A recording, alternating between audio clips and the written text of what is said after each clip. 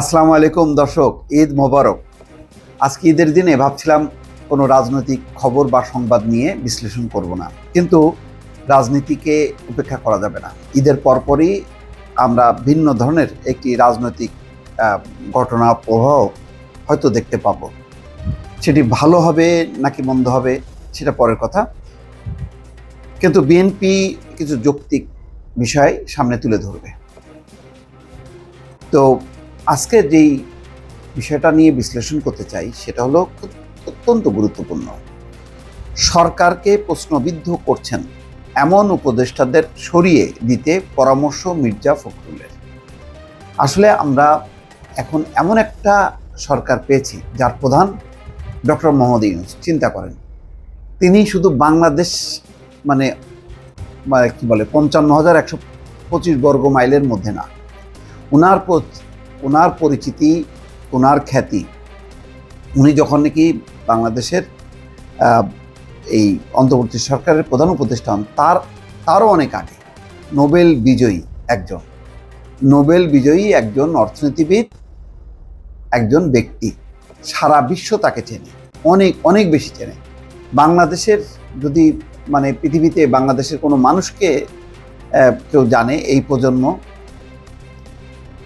প্রবীণ নবীন বিভিন্ন প্রজন্ম, তারা এক বাক্যে ডক্টর মোহাম্মদ ইউনূসের কথা জানেন। সেই ব্যক্তির একটি সরকার তার কেমন হওয়া উচিত বলেন? সবার শ্রদ্ধার, সবার ভালোবাসা হবে। কিন্তু দুর্ভাগ্যজনকভাবে ডক্টর মোহাম্মদ ইউনূসের ক্যাবিনেটে এমন কিছু ব্যক্তি আছেন যারা তাদের মতন করে বক্তব্য দিচ্ছেন, যেই বক্তব্যের সাথে ডক্টর মোহাম্মদ ইউনূসের কোনোভাবেই যায় না। কেন যায় না? এটা তো ডক্টর মোহাম্মদ ইউনূস তো সব রাজনৈতিক দলের প্রতিনিধিত্ব করছেন। কোন সব রাজনৈতিক দল? যে রাজনৈতিক দলগুলো শেখ হাসিনার ফ্যাসিবাদের অবসানে লড়াই সংগ্রাম করেছে। তাহলে সেই ক্যাবিনেটটা কেমন হবে? নিশ্চয়ই অত্যন্ত নিরপেক্ষ হবে, বস্তুনিষ্ঠ হবে, এবং বেশ কিছু উপদেষ্টা, এবং বলবো অধিকাংশ উপদেষ্টাই কিন্তু সেই মাপেরই। সবাই বিশিষ্টজন, সবাই যার যার কর্মক্ষেত্রে তারা খ্যাতিমান। তো সেখানে কোনো উপদেষ্টা এমন কেন বক্তব্য দেবে যে বক্তব্য রাজনৈতিক দল এখন প্রশ্ন করছে? বিএনপির মতন প্রধান রাজনৈতিক দল তারা কেন বলছে যে সরকারকে প্রশ্নবিদ্ধ করছে এমন উপদেষ্টাদের সরিয়ে দিতে পরামর্শ মির্জা ফখরুলের? দেখেন এই খবরে কি বলছেন। অন্তর্বর্তী সরকারকে প্রশ্নবিদ্ধ করছেন এমন উপদেষ্টাদের অপসারণের পরামর্শ দিয়েছেন বিএনপির মহাসচিব মির্জা ফখরুল ইসলাম আলমগীর। তিনি বলেছেন, প্রধান উপদেষ্টা ডক্টর মোহাম্মদ ইউনূসের উচিত সেই সব উপদেষ্টাদের অপসারণ করা যারা তার সরকারের নিরপেক্ষতা নষ্ট করছেন এবং সরকারকে প্রশ্নবিদ্ধ করছেন। সত্যি তাই। অবশ্যই আমরা চাই একেবারে ডক্টর ইউনূস যে মাপের, তার ক্যাবিনেটটা হবে তার কাছাকাছি মাপের, অর্থাৎ কোনো বিতর্ক থাকবে না। রোববার গুলশানের চেয়ারপারসনের কার্যালয়ে সাংবাদিকদের সঙ্গে আলাপকালে তিনি এই কথা বলেন। তিনি বলছেন, আসন্ন নির্বাচনের আগে সরকার নিরপেক্ষতা হারালে বিএনপি তা কোনোভাবেই মেনে নেবে না। এটা হবে খুবই দুর্ভাগ্যজনক। সেই জন্য বলছি যে ঈদের পর সত্যি তার অর্থে একটা রাজনৈতিক খেলা শুরু হবে। আমরা সরকারের পরিপূর্ণ নিরপেক্ষতা প্রত্যাশা করি, বিশেষ করে অধ্যাপক ইউনূসের কাছ থেকে। যদি তিনি অনুভব করেন যে তার মন্ত্রিসভার কেউ নিরপেক্ষতা নষ্ট করছেন, তবে তাদের অপসারণ করা উচিত। তাকে সম্পূর্ণ, অর্থাৎ ডক্টর ইউনূসকে সম্পূর্ণ স্বচ্ছ থাকতে হবে। বিএনপির মহাসচিব বলেন, যদি প্রধান উপদেষ্টা এই বিষয়ে দ্রুত কার্যকর পদক্ষেপ না নেন, তাহলে জনগণের মধ্যে এমন ধারণা তৈরি হবে যে সরকার নিরপেক্ষতা বজায় রাখতে ব্যর্থ হয়েছে। মির্জা ফখরুল বলেন, সম্প্রতি বিভিন্ন সংবাদ মাধ্যমে প্রকাশিত প্রতিবেদন আমাদের হতাশ করেছে। কিছু উপদেষ্টার কার্যক্রম দেখে আমরা সরকারের নিরপেক্ষতা নিয়ে গভীর সন্দেহ প্রকাশ করছি। এটাই কিন্তু খারাপ।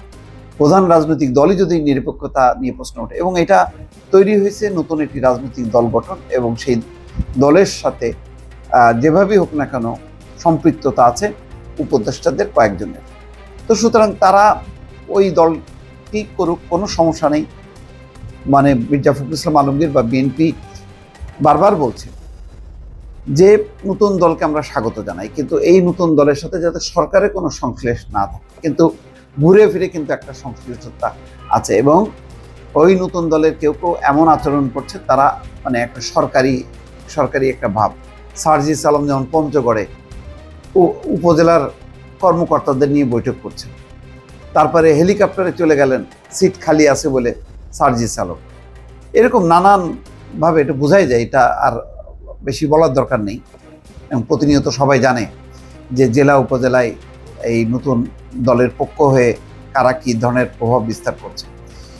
সরকারের কিছু উপদেষ্টা একটি নির্দিষ্ট রাজনৈতিক দলের স্বার্থে সরকারি সম্পদ অপব্যবহার করছেন, যা নিরপেক্ষতার পরিপন্থী এবং একটি গণতান্ত্রিক নির্বাচনের পরিবেশ বিঘ্নিত করছে বলে অভিযোগ করেন মির্জা ফখরুল। তিনি বলেন, সরকারি সম্পদ রাজনৈতিক স্বার্থে ব্যবহৃত হচ্ছে।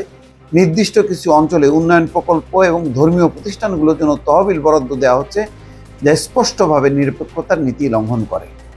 বিএনপির মহাসচিবের মতে এসব কর্মকাণ্ড অন্তর্বর্তীকালীন সরকারের নিরপেক্ষতা প্রশ্নবিদ্ধ করছে এবং গণতান্ত্রিক নির্বাচন নিশ্চিত করতে ব্যর্থতার ইঙ্গিত দিচ্ছে।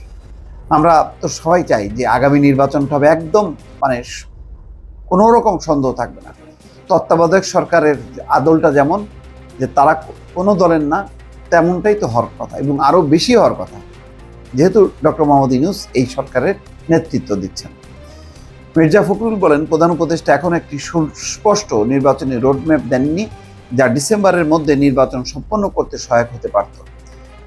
একটি নির্ভরযোগ্য রোডম্যাপ থাকলে চলমান রাজনৈতিক সংকট প্রশমিত হতো এবং রাজনৈতিক দলগুলো নির্বাচনী প্রস্তুতিতে মনোযোগী হতে পারত। এই বক্তব্যটা অত্যন্ত, আমি বলবো যে ঈদের ঠিক আগে ভাগে এই বক্তব্যটা মির্জা ফখরুল ইসলাম আলমগীরের বক্তব্যটা যথেষ্ট পরিমাণ গুরুত্ব সহকারে বিবেচনা করা উচিত।